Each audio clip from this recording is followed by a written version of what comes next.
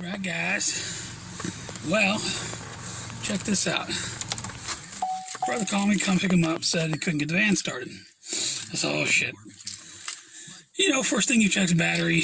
Of course, the serviceability says that's not, check it out. Battery's good, then what do you check? Starter relay, starter fuse, make sure all the, all that stuff's clicking. Check this out. You know what that is, right? That's a bad starter. Battery's good. That is the starter toasting away under there. So, we're back in the garage. Tight fit in here. We got to replace the starter. But, good news is, he says the transmission's humming.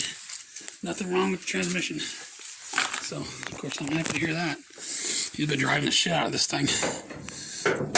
Let's see what we got here. Well, we're going to need light first of all. Yeah, we're going to get some lights up in here. I just got to know, though, we got to pull the stick. First thing we got to do. First time having this hood open. I just got to know what the fluid looks like. I got to know, because I got to know. It looks nice. Oh my God, look at that. Look at that transmission fluid. After all this time, it is still nice and clear. Starting to get a little bit of tinge to it. That's not abnormal. He's been driving the hell out of this thing. But it looks like it's on the full mark. I'll have to do the wipe it off and wow. Still looks good. Let's see how it smells. It smells like nothing. Oh man, I'm just psyched to know that transmission is still. Anyway, so yeah, starter on this thing. Good news is we know where it is. It's on the bottom of the engine. Same place it was last time we pulled the bottom of the engine apart. So let's get to it. And I did not get any footage of taking the starter off because once I got my hand. Well, first of all, the worst part about doing a starter, especially on these cars, is putting it up on jack stand. You gotta raise it up. There's not enough room to get in there, and you gotta raise it up a few feet. And once you got it up on jack stands, though, you're really just laying in one spot, man. It's all the bolts are right there. 2 bolts hold the starter up. There's 1 bracket you got to remove, and then 1 shield, and then two bolts. So you get a what's called the exciter wire, and then the main wires. So maybe I'll film putting it back on. Once I got my hands dirty, I was no way I was grabbing my phone. So I just like, let's just get this thing off and get it. It's upstairs now on the counter. I already had a long day doing some other stuff, replacing some guys' outlets and light fixtures and stuff. I come home, I want to deal with this because tomorrow's Sunday. So I told my brother, I said, you know what, let's just chill tonight. We'll go tomorrow. We'll get the part because the core charge. I'd rather just take the old starter in and not deal with the core charge. Maybe I'll make a video putting it back together. Okay, so I didn't film any of the disassembly, mainly because once I got the car up on jack stands, I was already on the floor. I said, you know what, just hand me my tools. I didn't take the car up high enough in the beginning, so it was kind of tight under there. I should have put a rose rub over it. I will say, though, the new starter looks much better than the old one. Old one covered in crud. Ironically, this is the same starter that goes on my car. That's what I love about GM vehicles.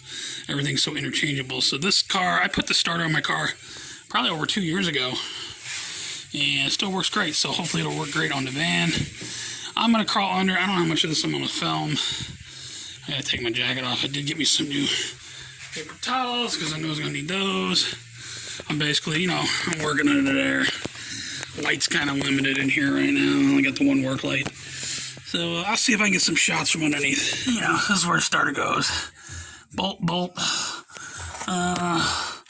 Cider wire, a couple other wires in there. I don't know why I didn't put this damn car further up in the air. So, we'll start it. If you change one starter, you change them all. Watch this, abracadabra, like magic. I got my 2 main bolts on. I got all my wiring hooked up. There's like a shield, this little piece that goes there. Before I do that on, I'm gonna hook up the battery, test it. No reason to believe it won't work, but let me get up top and do that real quick. Oh, everything looks good. Sparks. Yeah, this car does that. the ventilation shit. This car has all kinds of little quirks like that. Does all kinds of silly nonsense. That's why they only made it for a couple years. All right, let's see if it'll start.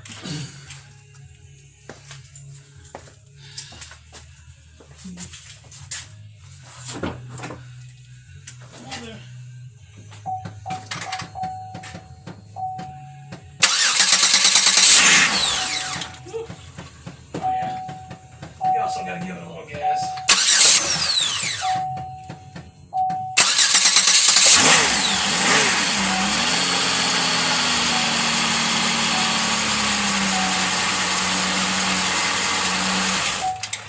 Sounds like it starts pretty strong. For whatever reason, this car has always been like that. You gotta give it just a tad bit of gas to keep it going. I don't know, man. Look up Buick Terraza starting problems. It's just, this car's it's just got weird shit like that goes on with it. That's not stuff that I'm interested in. Starter sounds good though. Let me get this sealed up. We'll see what it sounds like in the cab. See, this is like the car from fucking National Lampoon's Vacation, right? Where, like, random shit happens, like the vent doors randomly don't know if they want to open or close for the okay, anyway, everything's tightened up. A million paper towels later, we're still car grease. Don't you love it? Well, you see what it did in the beginning. Let's see what it does now. Yeah, see, that's all that noise is the vent. Don't ask me. Wow. Let's hear that again.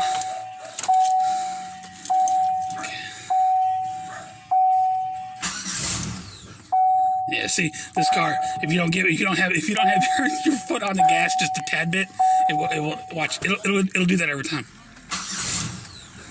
It won't start ever. Which is okay if you're trying to test a starter. Okay, here we go.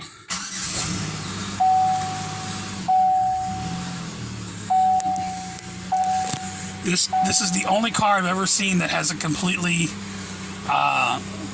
there's no cable link between the accelerator pedal and the engine. It's completely electronic. So the accelerator cable, there's no, it's a ramping switch. You know, it's a what do you call? I can't think of the name of it. You know, like when you had the old RC track back in the day, not RC track, the old Tyco, where you squeeze the trigger, makes the car go faster and slower. It's that kind of, I forget the name. What's the name of this? Put it in the comments. But yeah, it has something to do with that. But hey, the starter sounds great.